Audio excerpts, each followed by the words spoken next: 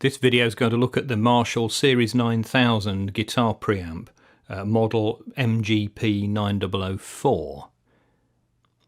This is a 1U 19-inch rack mounting unit, which is actually very shallow front to back, and it's a mono guitar preamp with lead and rhythm channels with a potential to attach stereo effects, but in practice it's basically a mono piece of equipment.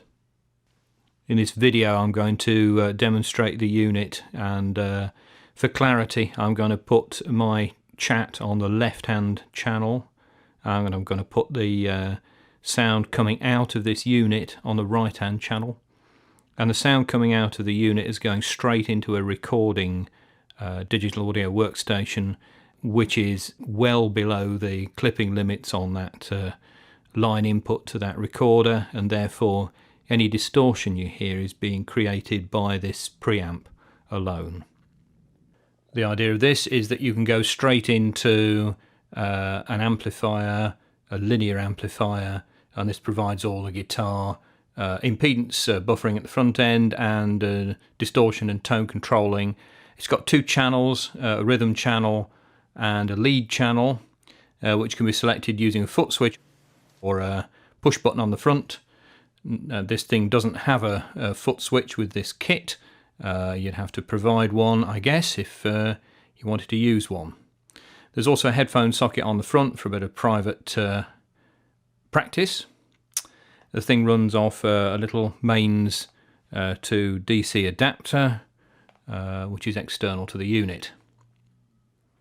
So what have we got? Well, let's have a listen to, and what you're hearing now is the output of this unit. It's just going straight into this recording setup I've got here. There's no additional amplifiers, guitar amplifiers or anything like that. And you have to bear in mind that this thing really just simulates the distortion of the Marshall amplifiers, I guess, but there's no comments about speaker emulation or anything like that, so just assume it's either a clean or distorted front end with hopefully some kind of distortion that's not well, not too unpleasant, although we'll take a view on that. Okay, you notice that there's treble, middle and bass controls on both the lead and the rhythm channels, and I've got those nominally set to about zeros. Let's just make sure we've zeroed out the lead channel.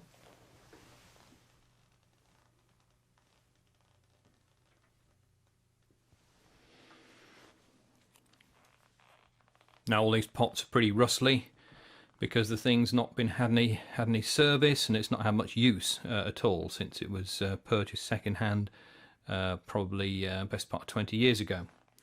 So there we are. Let's have a listen to the rhythm channel then, and just for the sake of for those guitaristas amongst you, and I'm not, this is a little Hohner G3T with a well, just using the bridge pickup, which is a humbucker, with the volume up full and the treble up, or the tone control set to full treble.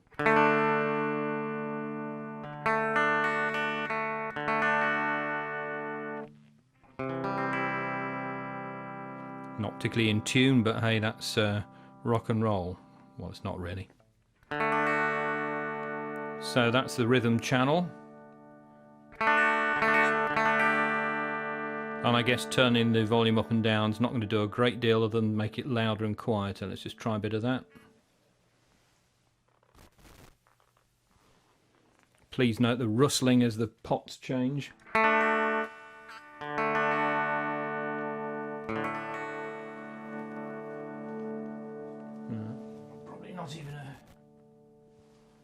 Probably not a good contact on the pot slider there.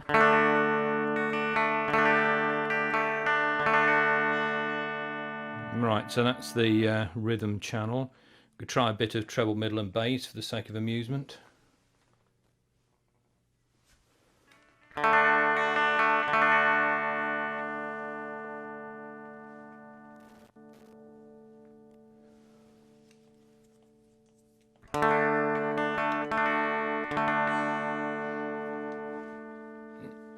Okay, there's a couple of different arrangements there.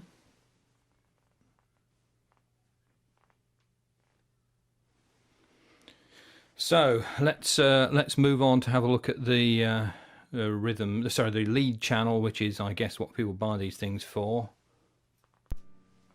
Now I've simulated the use of the foot switch by that button on the front.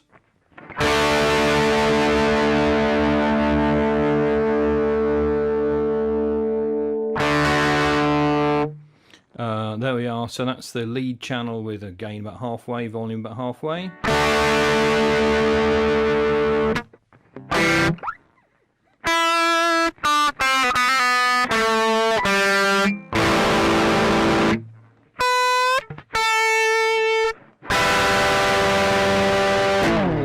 Typical kind of distortion, I guess.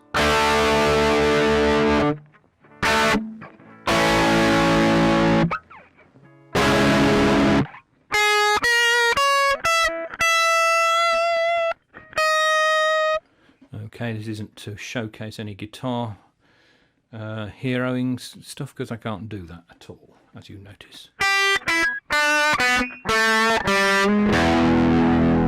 So it's about halfway with the gain. Let's turn the gain down a bit.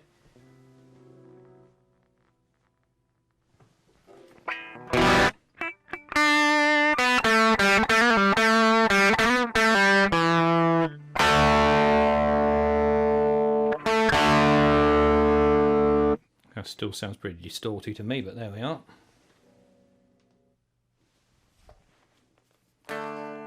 That's right down in gain, so let's try a bit of volume compensation. Again, rustliness. Alright, take us a bit too high for the recording.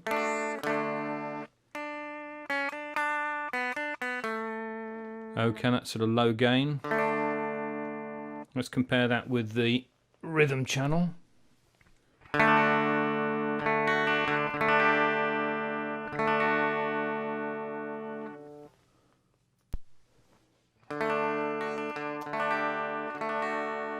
Really, I guess nothing much is happening in terms of distortion there on the lead channel until you wind the gain up. So let's try the higher gain again.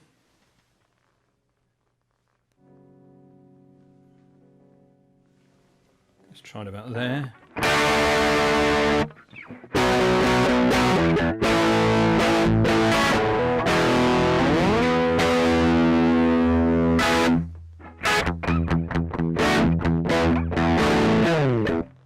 Well, there we go, sort of quite a bit of distortion there. Let's just turn it way up.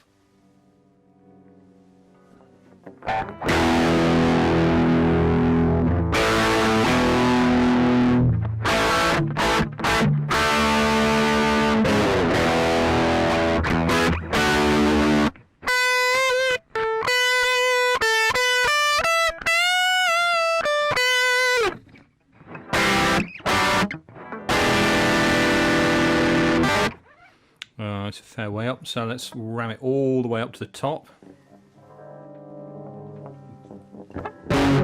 Right, here we go.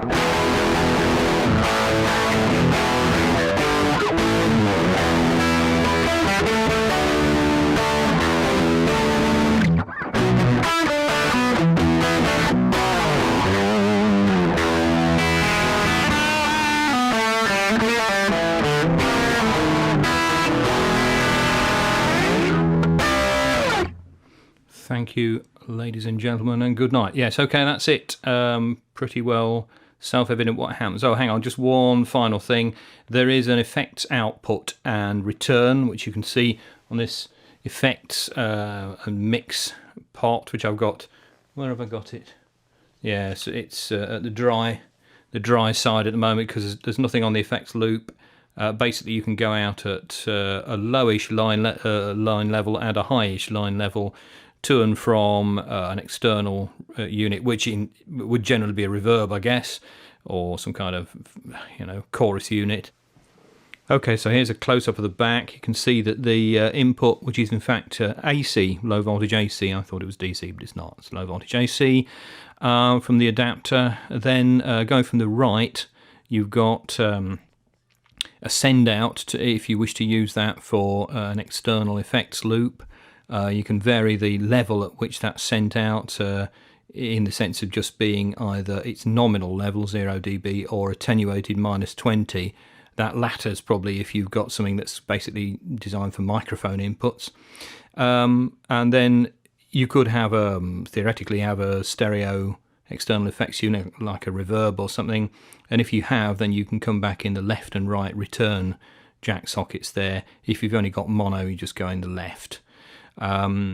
And then obviously the outputs from this thing, again, if it's all mono, then you just take the left or mono output. If the external effects unit has given you some stereo content, then you can take it out the left and right as a stereo pair. But this, I'll just reiterate to make it very clear, this unit is basically a mono unit. There we go, that's the Marshall Series 9000 MGP9004 Guitar Preamp.